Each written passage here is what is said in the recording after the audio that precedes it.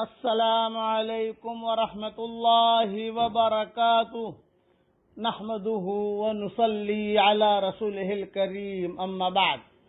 آج کا سبق سن لیجئے۔ آج کے سبق کی سرخی ہے نیک لوگوں سے دوستی کیجئے، پارٹ نمبر 10۔ سلسلہ وار قصہ چل رہا تھا امام ابو حنیفہ کا اور ابو یوسف کا، لیکن ایک حدیث اس سے پہلے سنا دیتا ہوں۔ حضرت ابو ہریرہ رضی اللہ تعالی عنہ فرماتے ہیں کہ حضرت محمد صلی اللہ علیہ وسلم کے ساتھ میں تھا، آپ نے فرمایا جنت میں یاقوت کے ستون اور ان پر زبرجد کے بالا خانے ہیں، ان کے دروازے ہر وقت کھلے رہتے ہیں اور یہ روشن ستاروں کی طرح چمکدار ہیں۔ صحابہ نے پوچھا یا رسول اللہ صلی اللہ علیہ وسلم، ان بالا خانوں میں کون لوگ رہیں گے؟ تو آپ صلی اللہ علیہ وسلم نے فرمایا جو لوگ اللہ کے لیے ایک دوسرے سے محبت رکھتے ہیں اور اللہ ہی کے لیے آپس میں مل بیٹھتے ہیں اور اللہ ہی کے لیے ایک دوسرے سے ملاقات کرتے ہیں۔ یہ حدیث شعب الایمان میں ہے۔ رقم الحدیث، حدیث کا جو رقم ہے، جو نمبر ہے 8589۔ گویا کہ آپس میں محبت کرنے والے یہی نیک لوگ ہیں۔ نیک لوگوں کی دوستی آدمی کو بہت اوپر لے جاتی ہے۔ امام ابو حنیفہ نے امام ابو یوسف کی تربیت کی اور امام ابو یوسف کو پڑھایا۔ جب ماں نے تھوڑا سا اشکال کیا تو امام ابو حنیفہ نے کہا میں ایسا فن سکھا رہا ہوں کہ روزانہ دوپہر کو یہ تمہارا بیٹا فالودہ پیا کرے گا۔ کیا مطلب فالودے کا؟ مطلب فالودہ تو آپ سب جانتے ہو، اس زمانے میں فالودہ اگر کسی کے گھر میں بنتا یا آتا، وہ گھر بہت رئیس شمار ہوتا تھا۔ جب آپس میں شادیاں کرتے یا لڑکیاں لیتے یا دیتے تو اس میں یہ چیز وضاحت کرتے تھے کہ آپ اپنی بیٹی ہمیں دے دیجئے، روزانہ ہمارے گھر میں فالودہ بنتا ہے اور روزانہ ہمارے گھر میں فالودہ آتا ہے۔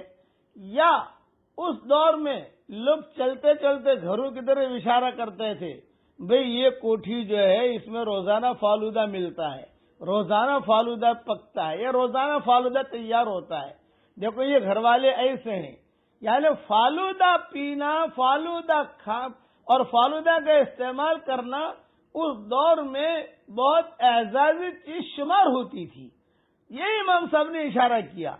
اب جب اللہ تعالیٰ نے ابو یوسف کو چمکایا اور اللہ تعالیٰ نے ان سے خوب کام لیا اور یہ قاضی بنے، تو کتابوں میں لکھا ہے کہ روزانہ اس دور کا جو بھی بادشاہ یا جو بھی امیر تھا وہ ابو یوسف کے گھر دوپہر کے وقت میں فالودہ بھیج دیا کرتا تھا۔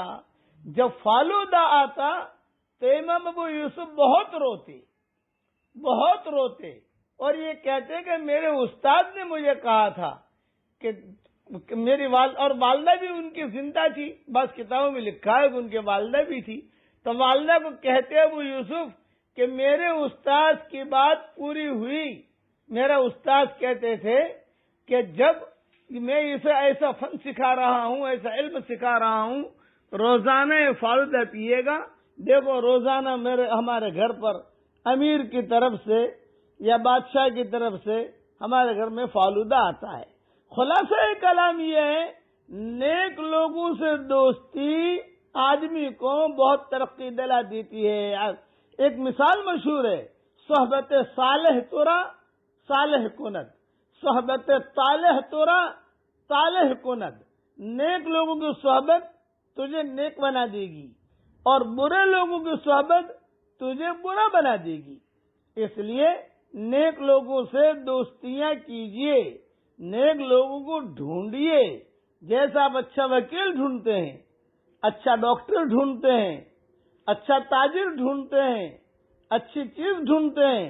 مارکیٹ میں 2 نمبر کی چیزیں ہر دور میں ملتی ہیں، ہر دور کے اندر 1 نمبر کی چیز بھی ملتی ہے، 2 نمبر کی چیز بھی ملتی ہے۔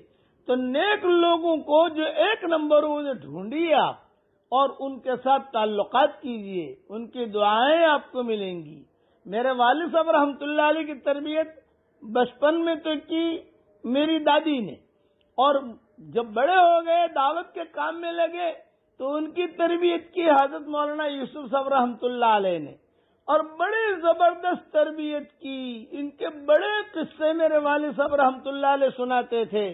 کل یہ قصے کچھ سنا دوں گا کہ میرے والد صاحب رحمۃ اللہ علیہ کی تربیت حضرت مولانا یوسف صاحب رحمۃ اللہ علیہ نے کس ڈھنگ سے کی۔ تربیت کے اندر اور نیک لوگوں کی دوستی میں سب سے پہلے یہ دیکھا کرو کہ وہ جس آدمی سے آپ دوستی کر رہے ہیں اس کی زندگی میں دین ہے کہ نہیں ہے، سنت کے مطابق زندگی گزار رہا ہے کہ نہیں گزار رہا، یہ چیز دیکھی جائے گی۔ اللہ تعالیٰ نیک لوگوں کو ہمارا دوست بنائے، اور ہم کو اللہ تعالیٰ نیک لوگوں کا دوست بنائے۔ آمین۔ وآخر دعوانا ان الحمدللہ رب العالمین۔